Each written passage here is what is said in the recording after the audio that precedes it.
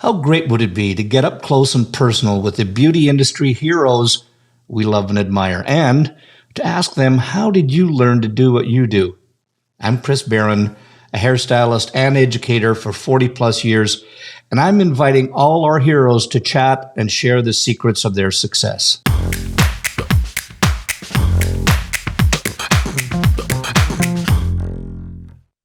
Well, I have to tell you, today's session that we're having with Headcases is really special to me. And the reason why is because he's one of my new besties. And I have to tell you, he's one of the most positive people that I think I've ever met. He is the Midwest Hairstyling Awards Hairstylist of the Year.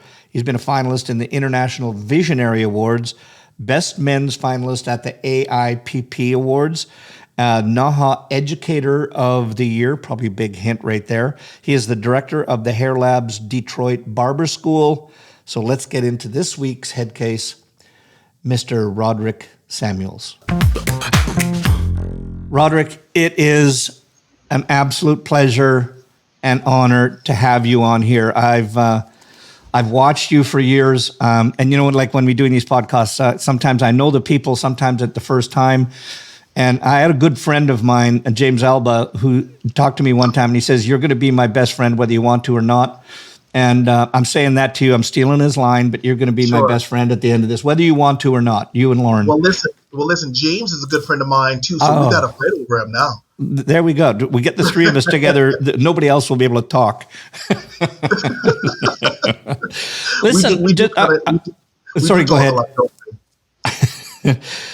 You know, it's been a pleasure here, and I want people. I don't know who might not know you, but I know I did my introduction to you. That gives a little bit of that away. But I want just first of all, I think what's more important is family. To me, family is always super important, or as we say in English, muy importante.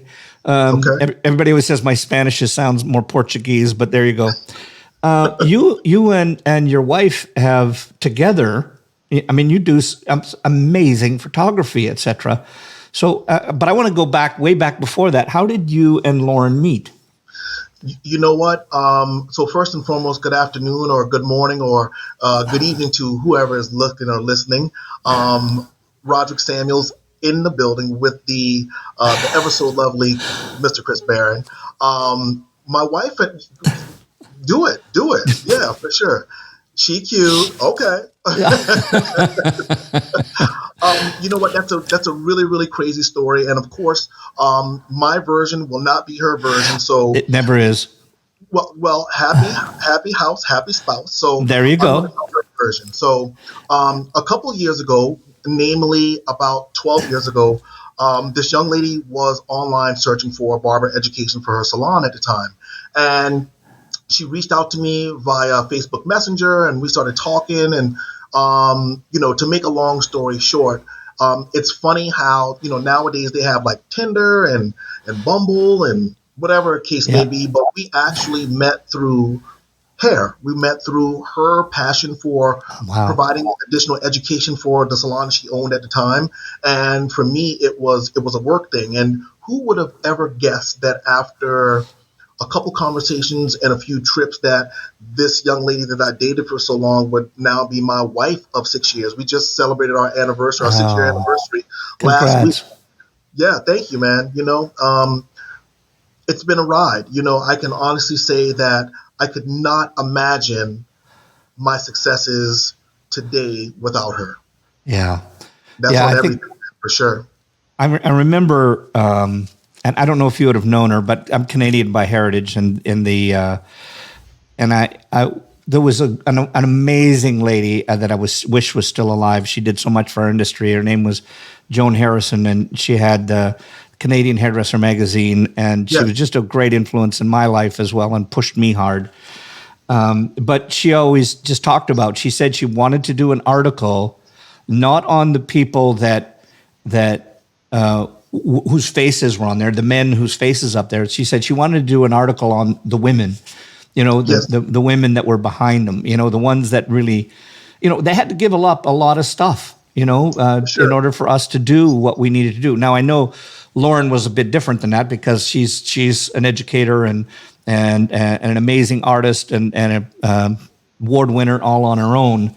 So, but that it is amazing. How the women just really help us along, and I don't mean that from a contemporary standpoint or anything other than I know people who have lost their marriages because of traveling all the time and the work that they have had to put into it. So I always take my hat off to my lovely lady, Rita, who just really allowed me to be able to do what I want in order for us to have the things that we wanted for our family. So I think to all the women, whether they're on stage or whether they're off stage supporting somebody, I certainly take my hat off to them. Well, I'm not going to take it off literally right now because my hair is not good.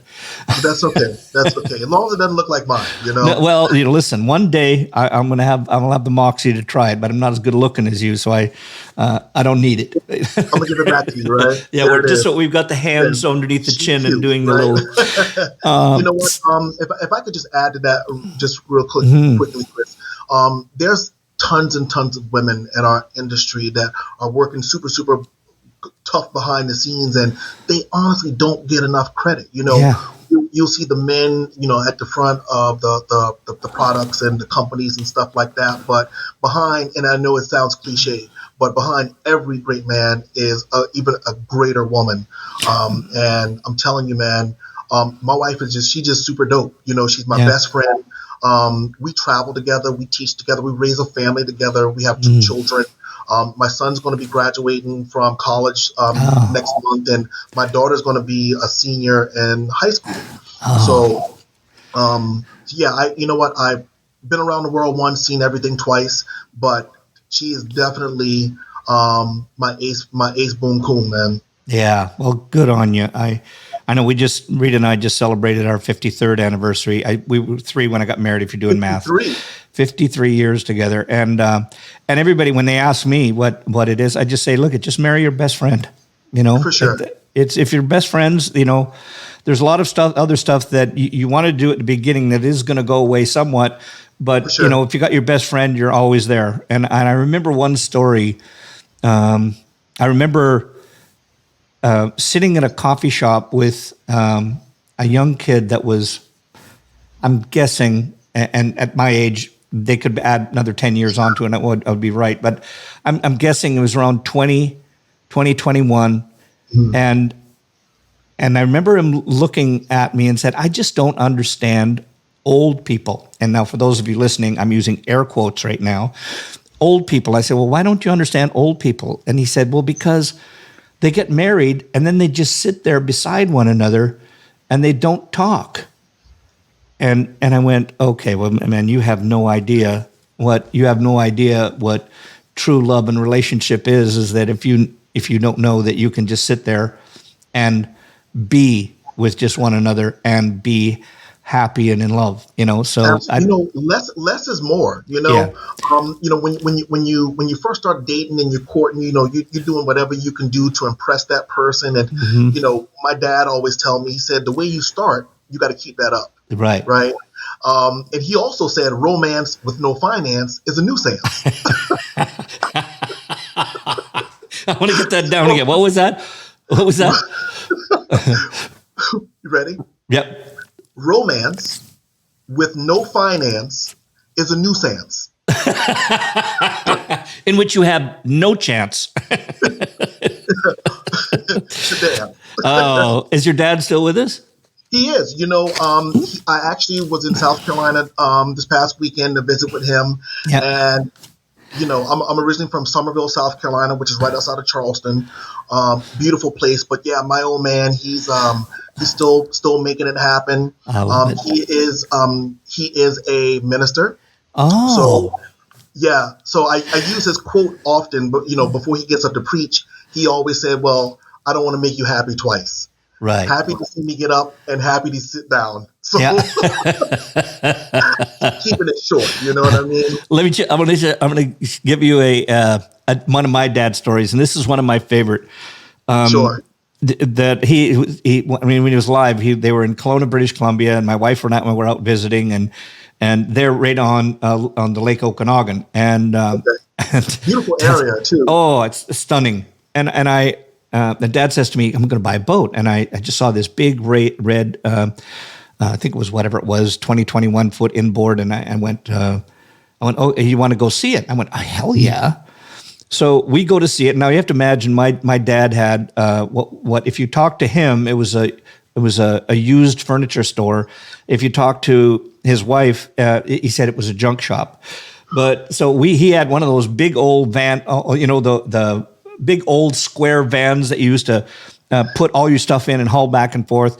We jumped in there and we went out to this place, and we're walking around and we're looking at this boat, and it's a nice boat, I'll tell you. And so this guy comes out of the house and he says, are you the people that were looking at the boat? Dad says yes. And they go about it back and forth, and then I'll cut to the chase where he says to the gentleman, how much did you want for the boat? And he said, well, I'm going to have to make up the numbers here because I don't remember them.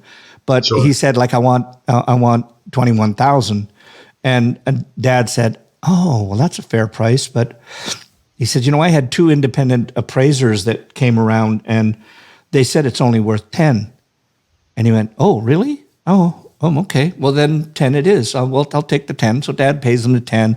We load it up. He's got a hitch on the thing. We started pulling away, and I look over my dad and I said, Dad, who were the 2 independent appraisers that thought it was only worth 10? And he looked at, well, you and me, you don't think I should pay that 21,000, do you?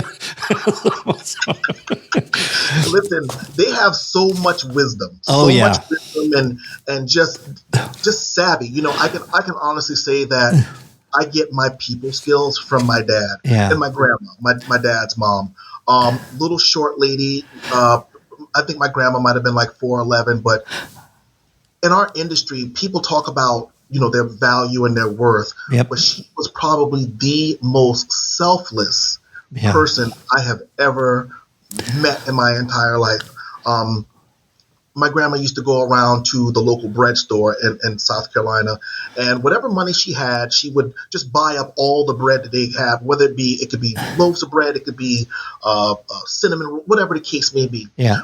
Before she made it back to her house, she had stopped by 10, 15 other people's houses, just dropping off bread. Now, my grandma, God rest her soul, she didn't have a lot of money. She worked very, very hard, single parent, raised 2 sons. But when you think about education and when you think about the things that you and I do on a daily basis, it's literally about giving from our heart. Yeah. Times people want to get into education for the fame or for what it looks like, but real teachers teach from the heart, right? Not from the books. We teach from our lives, not from what stereotypical people are looking for in that sense. So it's just good to have good family around, and bless God for your dad, man. He has raised an amazing young man. And also his legacy lives through you. So Well, I think that we always owe homage to our parents and those that gave us what we have. But I think it's just, I love what you said about your grandma and how is to be that servant. And I was just about to say the same thing with you, because what she did, as selfless as that was part what is still with you today. And consequently, that's part of who you are as well. And even though this is our first time being best friends, that I know from, I did some research and I watched some of the videos, and I saw how the students at your school, I mean, anybody can make up a testimonial. Anybody can say stuff that's not true. And even if it's, because I know the one girl, she took the time to actually write it out and read it. And you can tell when somebody, even if they're reading it, you can tell that it's made up. But I'm going to invite anybody just to go online and look up his stuff, and then just to look at the testimonial that they gave you when you, and I can't remember if that was after you got the nomination. I mean, after you won it, or when you got the nomination for Educator of the Year. Yeah. So, yeah. So, I mean, tell me a little bit about what got you into education. What was the catalyst? The catalyst for me going into education was my mother, actually. My mom passed away back in Oh, 2006, but she was an educator in the public school system for 33 oh, years. And at the time I was young, making an effort to find my way through life. And, I just really, really kind of liked the way that my mom had her life set up. She yeah, taught school for 9 months out of the year. She was off 3 months out of the year. She was paid for those 3 months. And I was like, you know what? This will probably be a pretty dope job for someone like mm, me. At the time I was single and, I was like, man, I could just travel for 3 months. The impact that my mom had on people that she taught over the years. And I kind of spoke about this a little bit during my speech you did. for NAHA, just how, again, a great woman, being around great women, her selflessness and what she was willing to give for her students. And, I remember riding home my mom and she'd be like, I got to make a couple stops. And I'm like, okay, that's what's up. She would stop by students' houses that and at the time these people's parents were people she went to school with, right? You grew Wow. up in Yeah. the small communities and stuff like that, and you didn't want no smoke from Marjorie Samuels. Yeah. You did not want to bend those tree branches at all. But I think that sometimes even today we don't understand tough love, right? So holding someone accountable is not retaliation, Right. right? A lot of our younger students, people coming into the industry, we have a standard that Right. we have been held to for several years as licensed professionals. And we went through so our younger barbers and stylists don't have to. Unfortunately, sometimes with social media, people don't realize that social media is social. It's so that people can talk about what's going on. It's Yes. not necessarily reality. So in that tough love, I'm watching my mom and how she interacted with students. These people have the utmost respect for her. At the end of the day, they may have been mad at her, they would have been pissed, and oh, Miss Samuels in this, but then they get along in life and they Yeah. always come back and explain to her how important and intricate her being in their lives was. Yeah. I think it's the same thing kind of with me. Education and even working with manufacturers or companies or wet lines, it's not a lot of money. People don't Right. realize that. It's not a lot of money. You're literally doing it because you feel indebted to our industry because the industry's been so great. It has literally Yeah. saved so many people's lives, especially mine. I went to college for 2 years and I partied my way right back home. Yeah. You know what I'm saying? But I went to school near Myrtle Beach, South Carolina. So, I'm the cool guy. I'm heading to the beach. I didn't have time for class, but my parents growing up never told me what I couldn't do. They Right. always told me what I could, and that in itself was just the flame that I needed to keep on keeping on when things got rough. When my grades made it home before I did, my mom still gave me an opportunity to be something. And when I had an idea to become a barber, she was like, you know what? I think that's a good idea. And I'm like, Yeah. word. Oh. She was like, yeah, you like working with your hands. You like people. You like to talk, obviously. And you know, I came into the industry eyes wide shut. I Yeah. didn't know what I didn't know. Made tons and tons of mistakes. I screwed up so many haircuts, Chris. I mean, from where I started to where I am now, I mean, eons and eons and stuff. So I just think it's important, for people like you, like myself, that really have a finger on the pulse, to really have some stake in Hmm. our industry. We got to continue to set those standards and hold those young barbers and stylists accountable because not everybody gets a participation trophy in the beauty and barber industry. Or life. Yet showing up is Yeah. half of it. I live by this, and then I tell my students this when they first come into our program and when they leave. If you can do these three things, we'll be fine. If you can't do these three things, there's other schools who appreciate mediocre people. Number one, you got to show up. Yeah. Showing up just doesn't mean being present or coming to school. I mean, you have to be here in mind, body, and spirit. I tell my students every morning, be responsible for the energy you bring into our building. Super, super important, right? So number one is showing up. Number one, again, work hard. Yeah. You've got to work hard. You have to push yourself to some limits that you don't even know that you have. Be comfortable in being uncomfortable. I know it's Yeah. cliche, but it is the truest thing that you can ever say about working in the personal appearance industry. You got to be uncomfortable. You got to lean into the things that you don't like to do. My students learn perms, relaxers, long hair dressing, solid form, square form, graduated form. We use pivot point curriculum. The next number one is listen. Mm-hmm. 2 ears, one mouth. You got to listen more than you speak. That's the South, though. That's the South coming out me. You don't disrespect people Right. who know you. You don't disrespect your elders. I think that sometimes that those messages of and notice I named everything number one.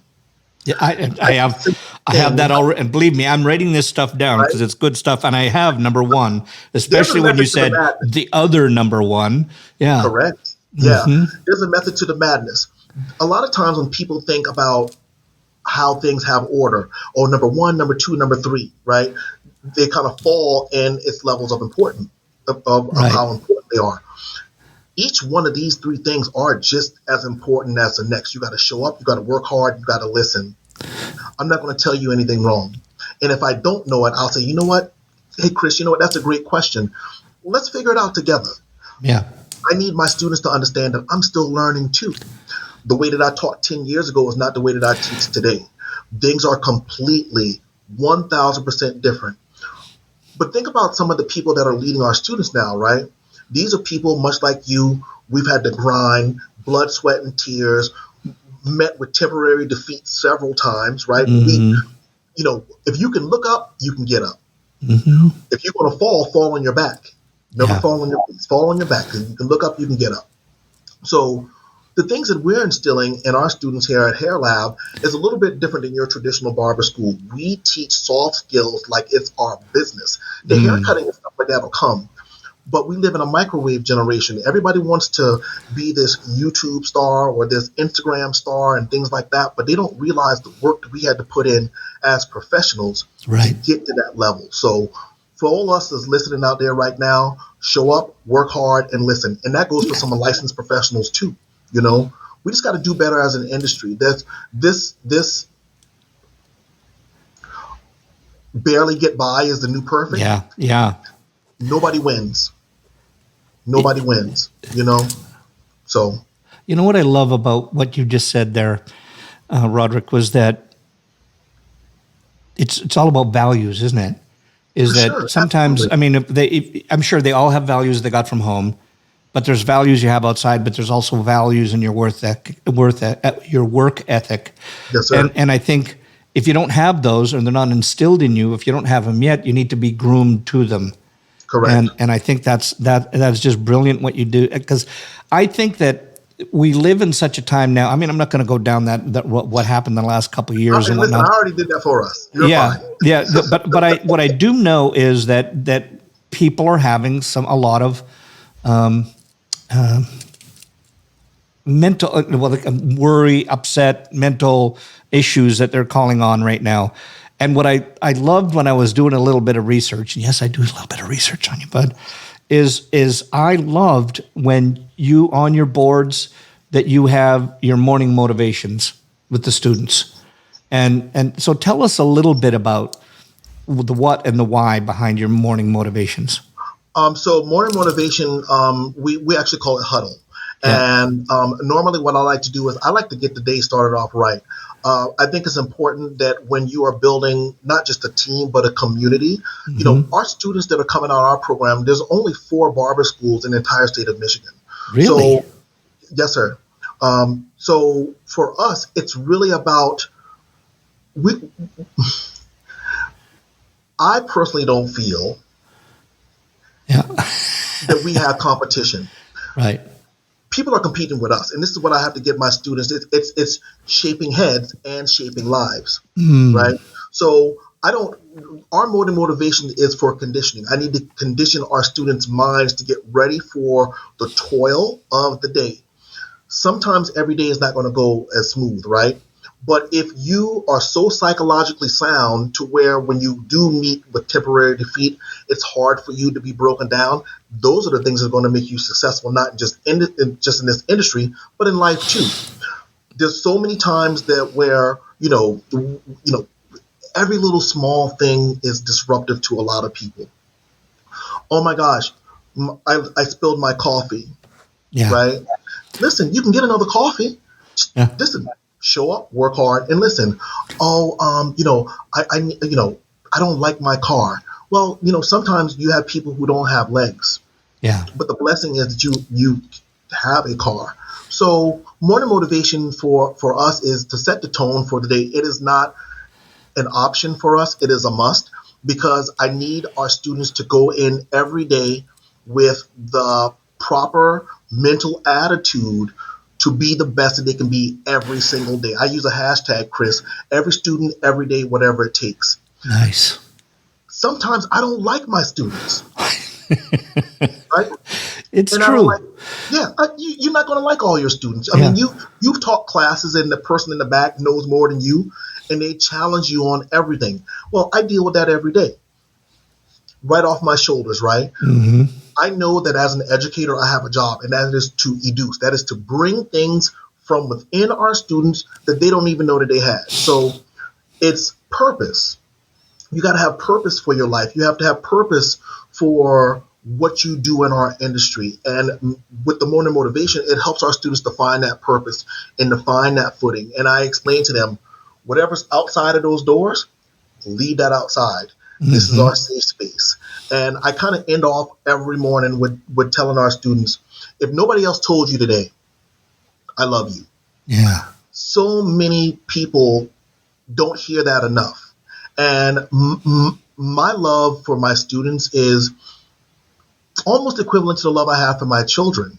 I give them just enough space to disappoint me. Yeah. I know that there's going to be things that I'm going to ask of my students, much like my children. Hey, did you do the dishes today? Oh, I didn't. I said, okay, no worries.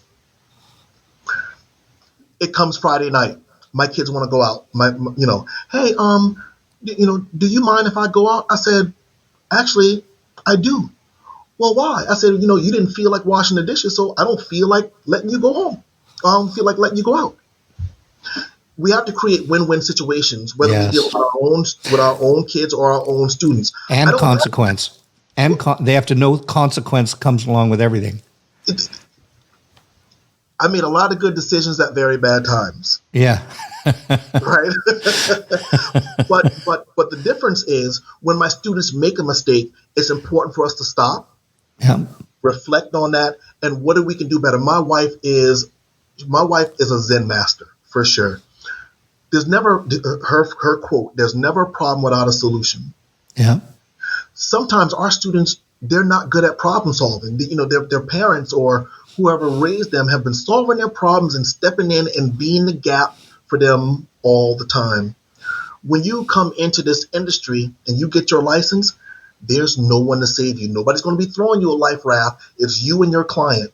So if you don't learn those hard lessons in school, if you're not privy to that tough love, and everybody's about giving a participation trophy, we can't do that. Do we show empathy? Absolutely. Are we understanding? 1,000%. I think my biggest thing is we do have a lot of students, like you said, or people that are dealing with, challenges mentally. Sometimes schools aren't built for that. We don't have the staff or the resources to deal with that. So we do the best that we can every day to Yeah. give them space. Luckily, our academy director, she is very well versed in counseling. She used to be a counselor. So, man, we just blessed to have an amazing staff, an amazing team that can give the resources and fulfill the needs of today's students. You don't see that in a lot of schools, whether it be college or Barber, but being a 21st century educator and understanding people, right? Yeah. Understanding Yeah. people and the needs of today's people, we tailor our curriculum and the way we do business on a daily basis to really, really take care of those needs for our students. I love this because I can't speak to any of those kids because I'm not them. Sure. I can only relate to what I was like when I went to school. And I know for myself, I was probably immature to when life struggles come up, challenges come up in life. Probably the biggest challenge that I had is what did I want on my pizza? But when a life challenge hits you and you don't know how to deal with it, it can be devastating. I'll put it this way: when I didn't have the level of maturity in order to do what I do, because I know even now. I mean, at that time, there was no way I could even talk to somebody who was having a life challenge. But now, I'm going to say being a husband, which too, that didn't necessarily help me because it took me 40 years of marriage to figure out whether I should, when something was going on, and I finally said, honey, am I supposed to listen or am I supposed to do something? And she said, no, I just want you to listen.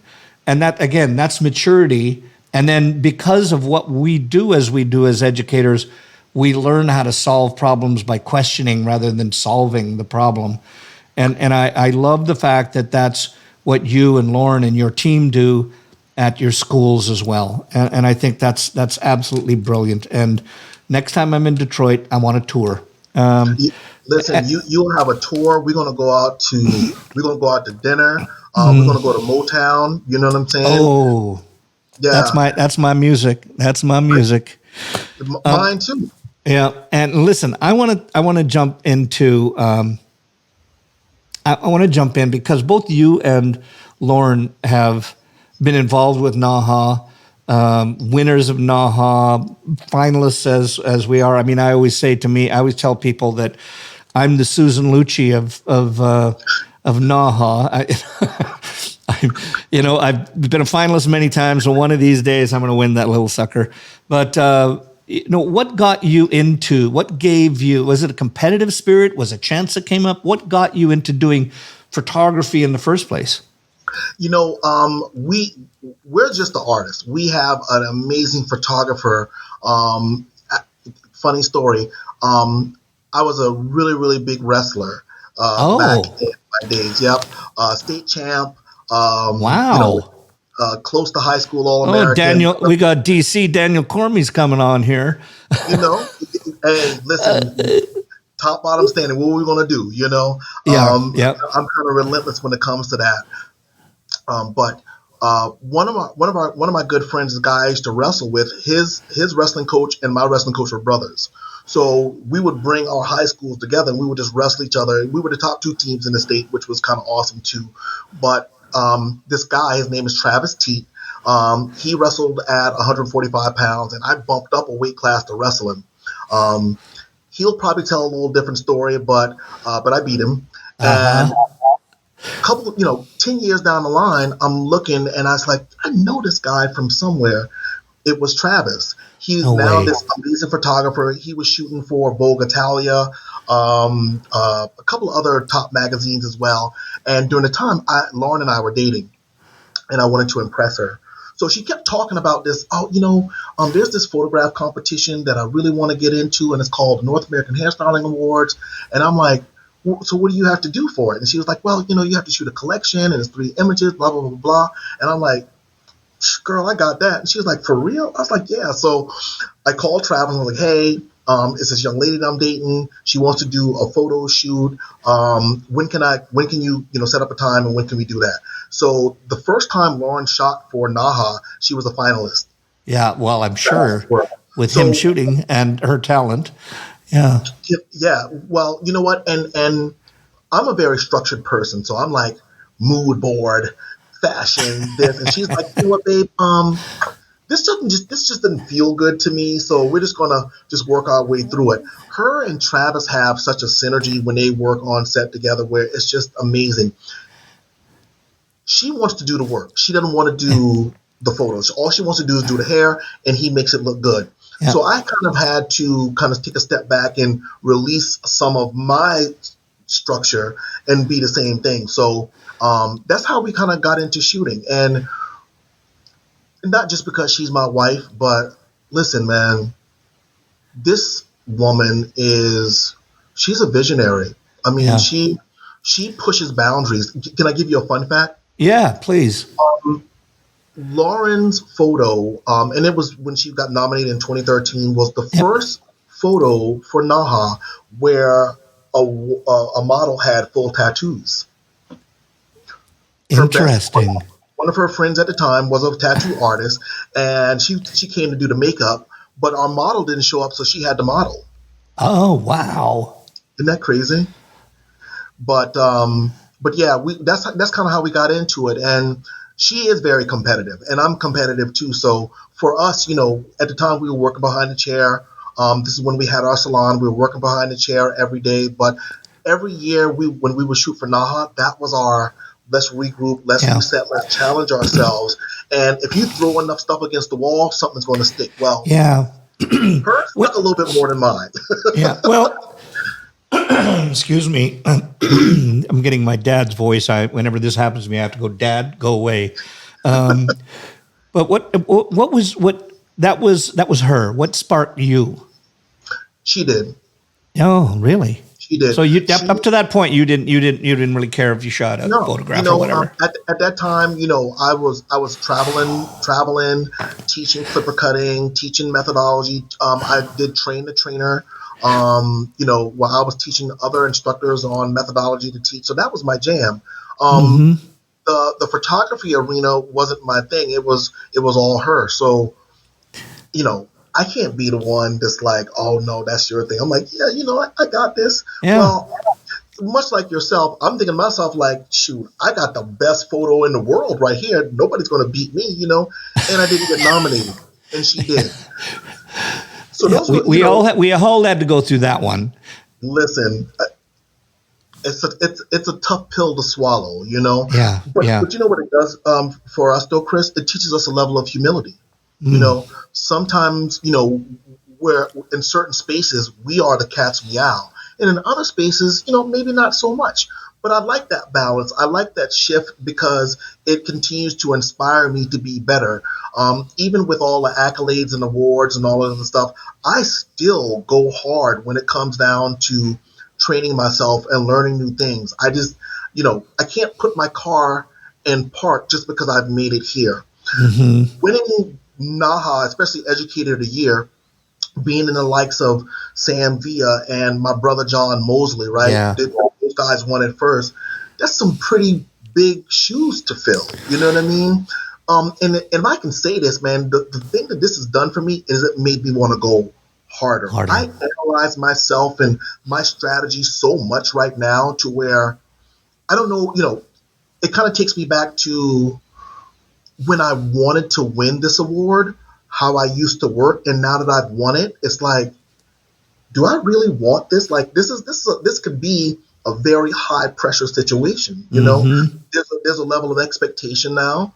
Not that people didn't think that I was a great educator before, but now I have these stamps. Right. I got that badge now, right? So now, at least until 2024, I have to be the change that we need to see in our industry. So, Yes. unlike a lot of educators, right, I started sharing tips and tricks from my classroom, whether it be Jenga, putting together a puzzle, how I teach the practical portion of the industry. So many cosmetology and barber educators all across the country are not inspired. These students give them their butts to kiss all the time, and my hope is that I can give them just a little bit of inspiration. I know I can't reach everybody. I don't know the key to success, but the key to failure is trying to please everybody. Yeah. But if I can give that one teacher an idea to spark something that can change their classroom and change the way that they look at education, especially in the 21st century, man, you know what? Good for you, Rodrick. You know what I mean? Yeah. But yeah, man, I've kind of taken a different approach to the content that I share on social. It needs to be content from an education. I think that besides myself, John is one of the directors at Paul Mitchell. Of course, Sam has his own education thing, but nobody's really given a look inside the classroom and the theory behind what's being done. I like to pose the question: what can a barber student learn from Jenga? Right? Yeah. Yeah. hand-eye coordination. You have to work as a team.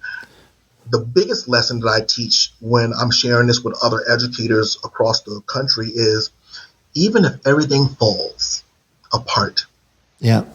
you can put it back together and start all over again. Yeah. Yeah.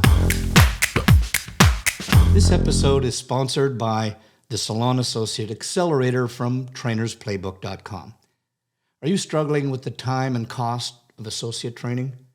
Do you feel like your salon is running you? We'll get your associates on the floor, all with 90% less time from you, so you can get back to building your business. Get them world-class design, finishing, color, and client care skills they'll use every day for the rest of their career, while you focus on realizing your vision. Go to trainersplaybook.com and get the Salon Associate Accelerator. And now, back to the show. It's, I wish more people would bring in games, etc. I know that my evolution has always taken me into like train the trainer programs as well as it has you.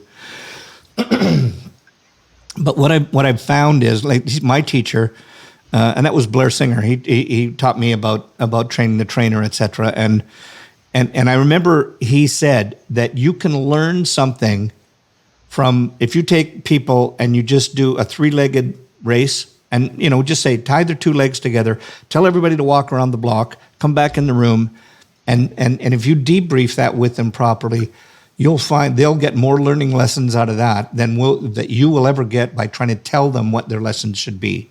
Absolutely. You know what's so funny? This thing right here, Yeah. our students, today's students, any type of information they need to learn, they get it from here. So now we have to take a different approach. If YouTube and Instagram and TikTok are teaching our students, like you use air quotation, how to cut hair, what they aren't teaching is that you can't learn shit from a 30-second clip. Right. And you can't get your questions answered. Not at all, right? Yeah. So now we have to take a different approach because 21st century learners, it has to make sense. It needs to go from point A to point B, right? Yep. We're teaching about developer, color, right? Most barber schools don't teach color because most real down hardcore barbers, they don't use color. They don't understand formulation. Right.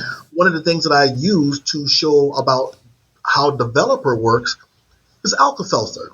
Mm. 1 Alka-Seltzer is 10 volume. Mm-hmm. 2 Alka-Seltzer is 23, 30, 40, right?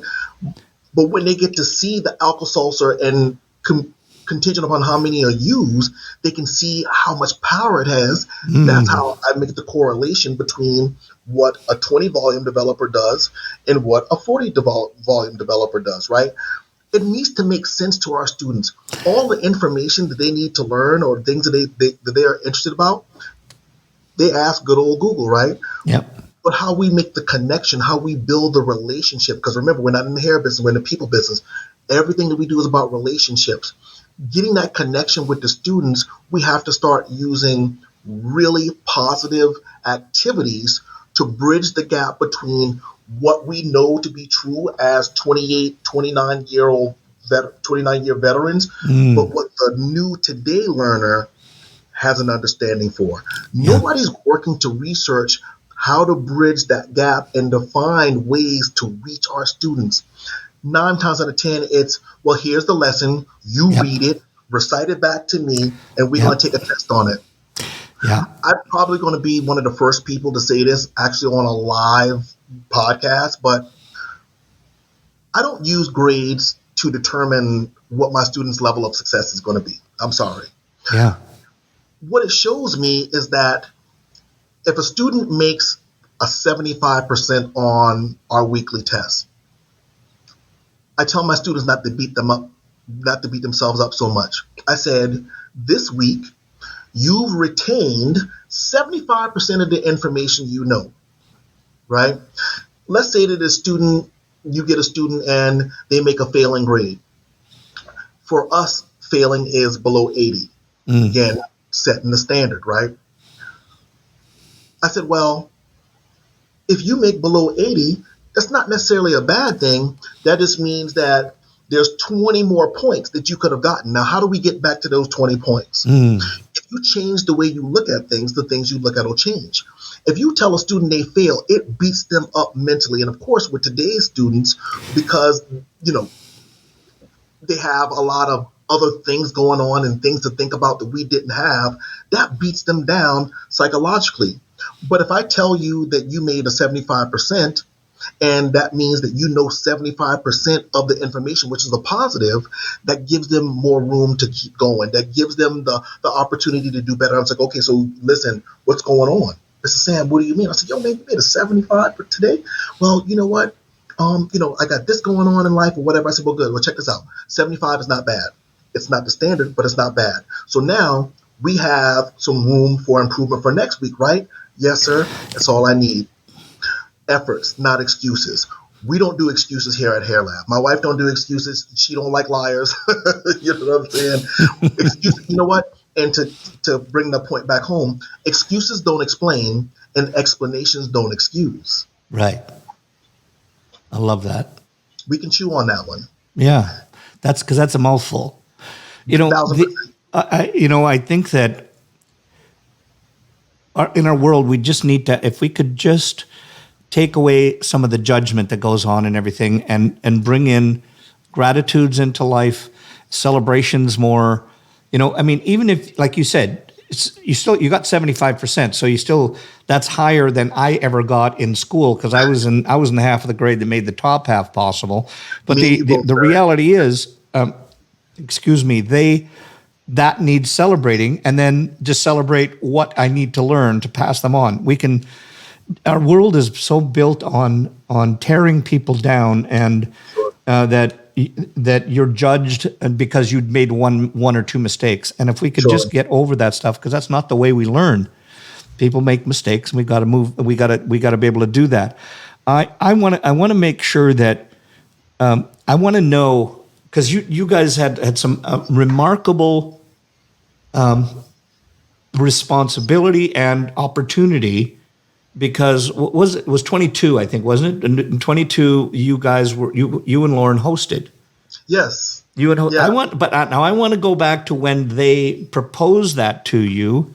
I mean, my drawers would have been full. I would have had a little bit of pee that would have came up for sure if somebody would ask me that, because you got all of the top of the line, the top of the peers that are in the room, and now you have to go on stage. What was that like for you? Lauren and I were asked to speak at the PBA Executive Summit in Scottsdale that year. And we sat on a panel and we were kind of talking about diversity and inclusivity as it pertains to the school industry and what some of the industry leaders in manufacturing and liquid products, whatever the case may be, how can they use some of our information to help to bridge those gaps? Needless to say, my wife is very vocal, and she is definitely not a baker. She doesn't sugarcoat for anybody. Yeah. And I think the way, she and I have been teaching together for 10 years now. So we know each other. She's, I'm the entertainment, I'm the charisma. She's the fact person. I do men's grooming and styling and the business development. She does curls, the artistic side. But when we get together, we talk about business because she's been such a successful salon owner in her past, and me dealing with students for so long, we literally cover the gamut when it comes down to what professionals are looking for when it comes down to a student, but also what the needs of the students are when it comes down to an undergrad program. Right. So we're kind of going back and forth, and there's some top level execs out there, and we just a little happy couple from Detroit, and to say the least, we made an impact. Some of the things that we spoke about were very, very candid. We kind of talked about some of the racial divide that comes in our industry. We kind of talked about how, for a couple of months after, a lot of the stuff with like George Floyd happened, a lot of the companies were really, really making a big push to have faces of color on magazines and stuff like that. And then, of course, much like anything else, it dies out. my wife was very vocal about that. And make no mistake, she is super, super passionate about how people view our industry and how she, as a woman, is also perceived in our industry too. She ain't Yeah. no slow leak, Chris. I'm telling you that. No. You said earlier someone asked you what the keys to having a successful marriage is, and you kind of gave your spill. Mine is keep your head down and watch your tone. Yeah. And You say know what I yes, mean? dear. Yeah. I don't Yeah. want no, I don't want no smoke from my wife. She don't. Yeah. We're not the two, and I'm not the one, right? Yeah. So after we come off stage, I mean, just companies, people, some of the top level execs from, I mean, you name it, from Redken to Bumble. Oh my God, you guys are amazing. This, that, and the third. So Nina Weeks, at the time she was Weeks, she's Daily now, Yeah. who is the executive director for PBA. She comes up to Lauren and I. She's like, hey. Um, I need to talk to you guys. I'm like, oh shit, you know what? We done messed around and said some stuff that we wasn't supposed to say on that stage. We're supposed to be meek and mealy and professional, and we blew it up, right? Yeah. She said, listen, we want you guys to host NAHA. Oh. What? Leslie Perry is a good friend of ours. She actually lives in Michigan too. She's from Michigan. She lives in Arizona now, but she was like, I said, girlfriend, are you serious? And she was like, you guys work amazingly together. We couldn't think of anybody else better. So that's how we got that. That's how we got it. And I'll tell you right now, Chris, we had a practice run before the show actually started. TRASH, my man. We were trash. You know, the teleprompter's running, and Lauren's like, babe, I can't. I was like, girl, this thing is running real fast. And she was like, I know. So the show manager was like, I don't know why they chose these two. And I was like, hey, man, you know what? Tomorrow will be better. Yeah. We organic. Yeah. We talk every day. We work together. We raise our children together. We're married. So the conversation that we had and the way that we present, it doesn't need to be scripted. Right. We need bullet points, and we need to talk on our experiences because that makes it very authentic. But I'll tell you this, man. The response that we got from our peers were amazing. Eric Fisher, man, my dude. I love that man. I love that guy. I love Fish, right? Yeah. So Fish calls me. I call him Fish. I gave him his street name, of course. Yeah, of course. Fish. So Fish calls me, and I'm looking at my phone like, oh my God, Eric Fisher's calling me, right? So I'm fanboying the whole thing. I'm like, oh my God, I forgot he had my number. He said, hey man, I just want to let you know, like, you guys did such an amazing job, and we are so happy as an industry to see two of our own get up there and present the way that you guys did. And we got to, it was Eric Fisher, it was Christopher Benson, a couple other of our industry friends and stuff like that. And honestly, man, that's what made us feel really, really good. Yeah. Is part of this great industry, but also being able to, having the experience with NAHA, Lauren winning, me being nominated at the time, but being able to give of ourselves back to our industry, man, no greater honor that we could ever think of. Super. The interesting find that I find that so many people that do what we do, if you put a teleprompter in front of them, or if you have to go to rehearsal, and here's the key, there's no audience. Right. I remember when I first got started in the industry, and we were doing this regional tour, and I remember a young lady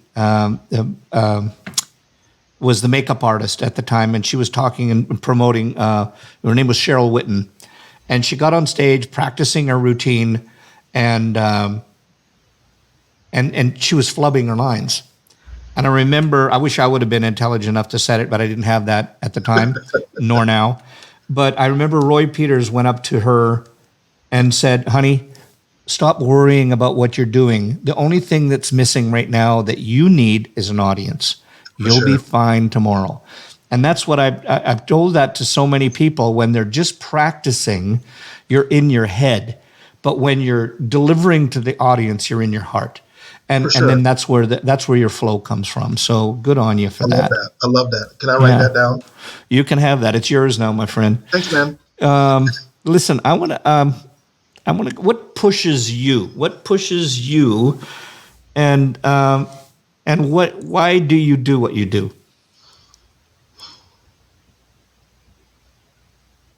What pushes me is failure. Mm. Well, I don't want to use failure. Let's say temporary defeat. Ah. What pushes me is that um, there's been several situations in my lifetime where I've lost, whether it be from high school, losing my first wrestling match, um, after being undefeated since I was 6 years old, to losing my first business, my first Mm. barber school. I had it opened up for probably about a year, and I lost everything. Um, Having those experiences to share with other people, Yeah. knowing that there's another gear, knowing that there's another step, knowing that there's nothing in this world that we can't do something about, and sometimes we have to adjust ourselves to unpleasant situations so it doesn't seal our spirit. That's one of the most amazing quotes that I've ever heard from Napoleon Hill, and that's Yeah. "Think and Grow Rich." Um, Sometimes you got to adjust yourself to unpleasant situations. So when I lived in South Carolina and I had my school in South Carolina, um, I always knew there was another gear. My dad would always say, of course, because he's in ministry, a prophet is not respected in his own homeland. Right. Um, and when I had an opportunity to come to Detroit and to come to the Metro Detroit area to share my passions, it just seemed like everything lined up. Like it was divine intervention, right? So I've always been drawn to Michigan for whatever reason. I was a big, Michigan basketball fan. I wanted to wrestle at the University of Michigan. I always loved Motown. But if anybody that's out there listening that doesn't know that Detroit was the mecca for Mm. all hair. If you think about the hairstyles that used to come out of Detroit, Smokey Robinson, the Mm. Miracles, the Temptation, they always had the latest and greatest in hair. Hump the Grinder, Hair Wars. I mean, you name it. I mean, you're Canadian, right? Mm-hmm. Right across the river, right? Yep. Detroit was it. And of course, unfortunately, with GM and Chrysler and them having their challenges, that spark and that fire from all the artists in Detroit kind of died down. Um, there's still some really amazing artists in Detroit. And when I would come to visit Lauren, she would take me to these super desolate places, but the art, the graffiti, Mm. I remember my first time coming to Detroit, she took me to this thing called the Heidelberg Project. And what this artist did, and I can't remember, but they took old abandoned houses and they would decorate the houses No in themes. way. It's called the Heidelberg Project. You got to check it out. Yeah. I knew I was in the right place when Shepard Fairey came and he did a whole mural in downtown Detroit on one of the Quicken buildings, and it was so beautiful. And I was like, this is where I need to plant my seed now. This Mm. is a community that could use my experiences, my influence, some of the things that I'm doing in the industry right now that fell on deaf ear in South Carolina. And by the way, I'm 843-803-864 till I die. But right now, the 313 is really where my career kind of took off. And between, just being around amazing people and amazing artists in Detroit, being mentored by some of the top people in our industry, whether that be, Ivan Zoot, Eric Fisher, Kevin Cameron, Larry Curtis, Will Williams, one of the original hair gangsters, Yeah. uh, Big Bad D. I mean, if I missed anybody's name, I'm sorry. Y'all know I love y'all, but having a push from them and getting their blessings about what I was doing was amazing. And then, you know, my other motivation and what drives me is my wife.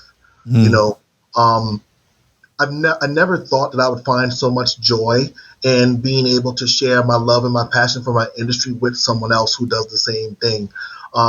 Being able to help my daughter buy her first car as a Mm. dad, um, being able to send my son to school. These are things that I saw my parents did, but I never thought by being a barber, cutting hair for a living, that I could give my family such an amazing life. And it's actually get a little emotional, but Um, but yeah, it's the labor of love, man, and it's giving people an opportunity that would never have an opportunity in their lives. I Yeah. teach my students every day the opportunities don't go away, they go to somebody else. So we have Right. to live in the opportunity of a lifetime in the lifetime of that opportunity. So Yeah. what drives me is just my family, my daughter, my son, my wife, and my students every day. Yeah. They being able to share my passion and give back to people and show them that they can be successful and telling them what they can do versus what they They can't. can't. Man, Yeah. you would be amazed by the energy and the power you can give people by living in the culture of yes. Yeah. Yes Oh, before no, that's right? good. You got to live in the culture of yes. When, back in the day, I remember teaching at a hair show in Tunica, Mississippi. And this is when I met Ivan Zoot. And if you guys don't know who Ivan Zoot is, Yeah. Guinness Book of World Record holder, fastest haircuts, most haircuts in 24 hours, most haircuts in a day.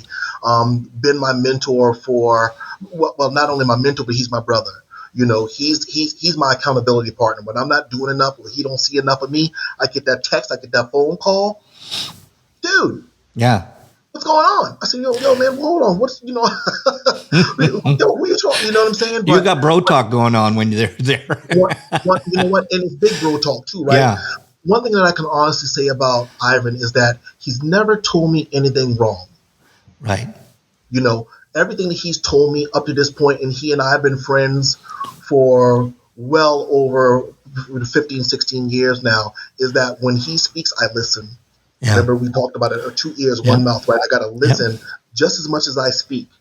And I remember being in Tunica, Mississippi, and he came up to me and he's like, "Hey, I got to shoot a video." And at the time, he was working for another company. He said, "Would you mind doing this video for me?" I'm like, "Sure." I did it in one take. He's Yep. like, "Okay." He said, "Have you ever thought about working for a manufacturer?" And I'm like, "Nah, I don't even know who this dude is." I'm like, "Nah, not really." He said, "Well, I'm going to call you next week and we'll talk about something. I think I have an opportunity for you." Do you know what my first hair show was? What? IBS New York. No way. Threw me to the wolves, right? But I stood my own. I did my thing, and welcome to who you see today. Yeah. Yeah. Opportunities don't go away to go to somebody else. You have to live in the culture of yes. I didn't know who he was. I didn't know what the opportunity was, and at the time, I didn't care. It was just a matter of understanding there's another gear to what I want to do. And if you want to be one of the best educators, you got to group yourself around those like-minded people. It's cliche, right? You hang around four millionaires, you'll be the fifth. But Exactly. if you hang out with losers, you become a loser too. Yeah. If you, it's all, I'm not going to, everybody always says, what advice would you give young people out there right now? And they ask that question. So I'm not going to ask that one. Mm-hmm. But if you could write a note to young Rodrick that when you were in school, what would you tell him? Hold on, help is on the way. I love that. Sometimes we don't realize how if we get in position, we don't have to fight for position. Right. And a lot of our younger barbers and stylists out there, everybody's fighting for likes. They want that dopamine effect, right? It's so and so liked my post or so and so shared my post. Well, chill don't pay no bills, Yeah. right? So while you chilling and hanging out or whatever the case may be, and you're being a fan of everybody else's work, but you're not working on your craft, something to be said about that. But young Rodrick would feel very, very good to know that hold on, help is on the way. Yeah. And sometimes even if I always see those movies where they go back and either visit or talk to themselves in real time. Sure. And they go back to when they were young in the movies. That's possible, but obviously not in real life. It's always if that person. I remember the line and what was it from Back to the Future when she goes. I don't know. Was it Back to the Future when she goes back? can't remember which now. I'm confusing movies, but I remember she gives the advice to one of her friends when she says, "Remember, pantyhose, make pantyhose for women," and that's where he becomes later in life the multimillionaire. Right, But for sure. yeah, and I'm sure I screwed up the movies in there. That I probably mixed them all up as I usually do. But I just think that if somebody would have those, if we could have that person to talk to ourselves way back when, what would we be like if we hadn't? So I want to shoot to what I call a rapid fire questions, and I'll explain them in just a second here. Sure. But in your evolution process that you've been through, was there something that you wish that you wouldn't have done, and why?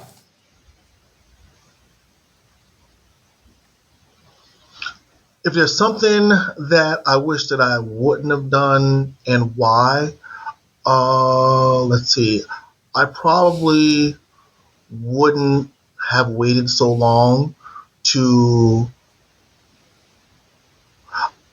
I wouldn't have waited so long to have faith in my abilities and skills. You know, and sometimes when you work hard and you accumulate what you think is some success, based on how you were able to attain that success, it leaves you a little gun shy. It leaves you not being who you are. You stop using your instincts and you start using your mind. Yeah. I would have stopped thinking a long time ago and trust my instincts to just do. Yeah. Especially, you know, sometimes you work with companies and manufacturers, and they have this picture of who you are and who you should be. And, you know, sometimes, you know, when you're on stage, we become great actors and actresses, and you know, the stage is our set, right? But sometimes I can honestly say, Chris, that's not who I really am. You know, a lot of people don't know that I like BMX bikes. Like, I used to be a hardcore skater. Wow. I like swimming. You know what I mean? Like, I'm probably, you know, I like going to the beach. I don't mind getting a tan. You know what I'm saying? A lot of people don't know that, you know, that I wrestled in high school and I was actually really, really good. A lot of people don't know that, you know, I like the color. I like Legos, right? Yeah. A lot of people, I still watch cartoons. I'm 45 years old. I still watch cartoons, you know? So I think that if I could leave something for everybody, you know, is, in the words of my grandfather, God rest his soul, be who you are. You know, your originality and your authenticity is what's going to make you really, really cool. My wife always liked to joke that we make all of our business deals on the smoking patio. We were at Premiere Orlando a couple years ago. Robert Cromings is out there, and he's talking to Sergi, who at the time was the head of Aesthetica magazine. So we're just talking, and Sergi and Lauren and I have been good friends for a long time too. I've done a lot of work with the Paul Mitchell schools. I've done, you know, been a guest artist there several times, and whatever the case may be. So Robert Cromings, you know, he's talking, he's doing his thing, and he says, you know what? A lot of people don't know that either you'll be remembered or you'll be forgotten. And he takes his hat off and, you know, does his thing. And I never forgot that. Either you'll be remembered or you'll be forgotten. So always do something that's going to be memorable. And the best memory will be of you being your authentic self. Yeah. Bingo. Gotcha, man. Listen, I'm going to jump into this next segment, just rapid fire stuff. Sure. I'm just going to throw a question out, 1 or 2 word answers, and just first stuff that comes to your brain. Gotcha. What turns you on in the creative process? Music. What stifles it? What's that? What stifles it? Ruins it? What stifles my creative process? Drama. Oh, yeah. That's it. Belongs in the hair, not in the salon. Come on, talk to him. Yeah. An event or a show that you loved, that you've done. First one that comes to your brain. I'm sure there's many, but an event or a show. Uh, let's see, event or a show that was my favorite. Uh, Salon International Oof. 2017. Love it. Love it. Love London. And Love that, and if London. anybody hasn't gone to that show, it's an amazing show. Oh, for sure. Yeah. Thing in life that you dislike the most. Racism. What's the thing you love the most? Living life. Proudest moment in your life. Helping my daughter buy a car. Thing you hate the most about our industry.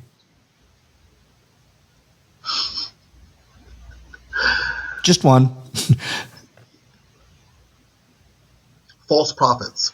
Oh. Person you admire the most. My mom. Person you wish you could meet.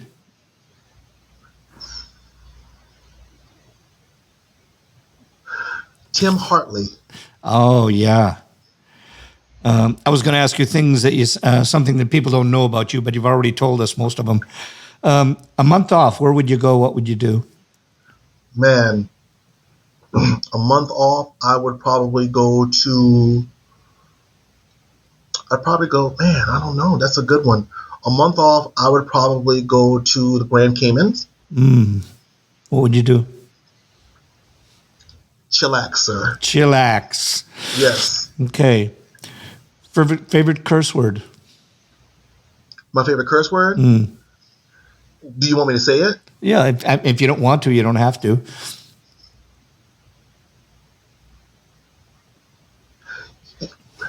Sometimes it's a combo, but just by itself, this motherfucker here.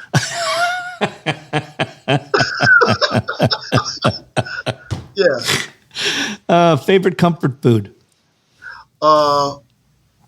Mac and cheese. Something in this tree that you haven't done but you wish you could.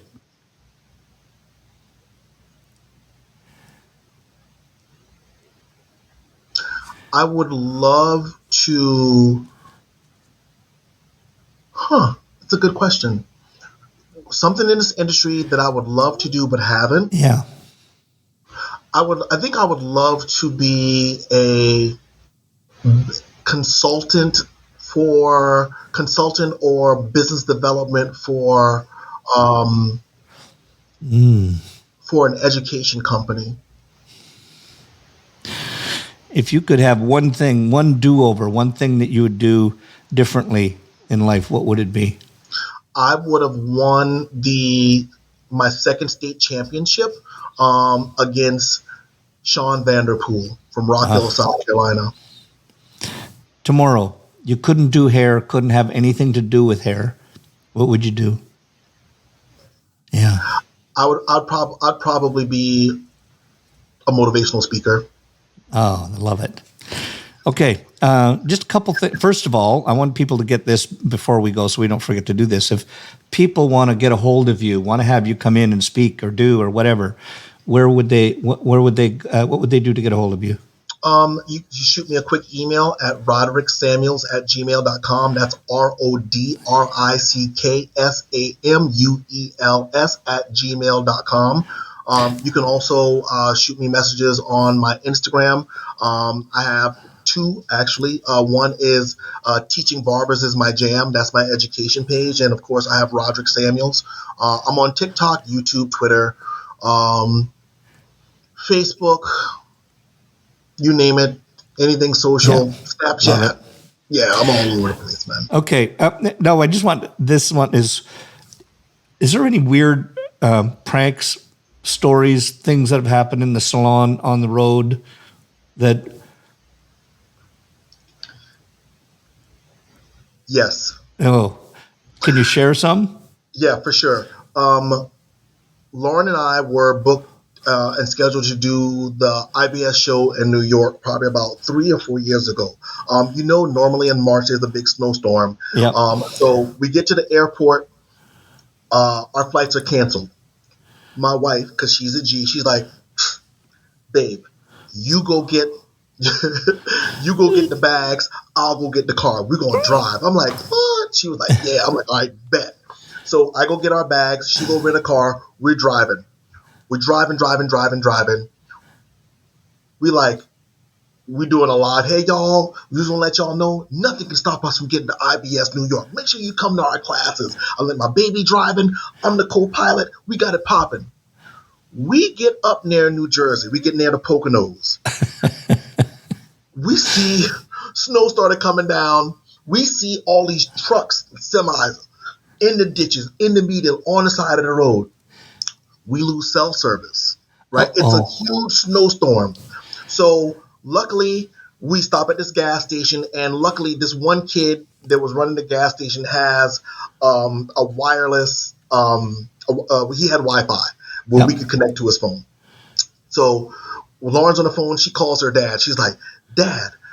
Calls him on Facebook because we can't get him any other way, right? Calls him on Facebook. And the first thing my father-in-law says is, "Lauren, how are you calling me from Facebook?" She said, "Dad, that's not the point right now. We stuck. We need a hotel." Right? So shout out to my father-in-law, who is also a big supporter of us. He calls, he finds us a hotel. She's like, "Well, we don't have GPS. Our cell phone's down. The Verizon tower was down. So we had to use old school." So Lauren has like a notepad like this, and she's writing down the directions to this hotel. We finally find the direction. It's cars all over the place, Chris. Like, it looked like Armageddon. The hotel is on a hill. It's Uh-oh. icy, it's snowing, it's midnight. She was like, as we're pulling up where the hotel is, there's a semi truck sliding down the ramp. It's supposed to be at the hotel. I said, "Baby, listen, I'm about to say a prayer, but you got to shoot the coal to it, James." She was like, it's a Gunsmoke reference. "Shoot the coal to it, James." She floored that car, and we're like, literally. Luckily, my wife grew up in Michigan. She understands snow. Snow. Yep. I can't feel anything. I'm numb at this point. To this day, I've been in Michigan 10 years. I can't drive in snow. She's, We finally get up to the top, Chris. I can't tell you. We were coming together like butt cheeks. I was so tight up in that seat, I could have squeezed the seat would have been close to my body. You know what I'm saying? We finally get there. Everything's fine. We rest. We get up the next morning. I was like, "Hey, listen, we got to have this car returned." She's like, "Babe, we got to have the car returned by," I want to say it was like 9 o'clock that next day. We're driving. All we see is just chaos, mass confusion. We get stuck in a ditch. Uh-oh. These people out in Pennsylvania come out of nowhere. Chris, I'm black. It was a bunch of white guys. I said, "You know what? This is it for me. This is glory. Cancel Christmas, kiss the baby, party over." "Hey, John, you got your rig out there?" "I sure do, Bob. Hold on for a second." These men came from out of nowhere like they were part of like the A-team. Yeah. Hooks our car up, pulls us out, doesn't charge us anything, and I guess that's what their good deed is, or whatever the case may be. Listen, we made it with 5 minutes to spare before we had to pay for our next day. We get there, my wife's all tense. She's been driving all night. When we take road trips, she don't allow me to drive. I'm just a co-pilot. We finally get there, and we did the show. So many people didn't make it to the show. Flights canceled. People just didn't make it. We had a main stage, and God bless his soul, Martin Parsons. Oh, Marty. Martin Parsons, he made it there, and he says, "I'm just really glad to see you all can make it today." That's all we needed. Yeah. Right? I mean, Martin Parsons is there. He there, we there. It's a party. We good. But that was probably one of the. Wow. When you talk about drive and determination, when we make a commitment to someone or to something, it got to be some real heavy circumstances to get us not to show up. But I live that, right? The same things I teach our students is the same things that we live it how we give it. Right. Show up, Yep. work hard, and listen. And listen. Yep. Your best ability is availability. If you had one thing or one wish that you could have for our industry and we could snap our fingers and it was change right now, what would that wish be? I wish that more students or people coming into our industry would look at training as not a program, but a process. I wish that they would look at it like, wow, I'm volunteering for this. This is an opportunity for me that I get to learn from a North American Hairstyling Award educator or educators. I get to learn from, you know, my wife is a boss, one of the top texture experts in the country. I'm volunteering for this. It's not jail. A lot of Yeah. students come into the industry think it's jail because we have rules. Those rules help you with discipline. Most people who don't have discipline, they don't do well in life. Bingo. And without rules, there's chaos. And mass confusion. Yes. Rodrick, my new best buddy, Sure. I just want to say thank you.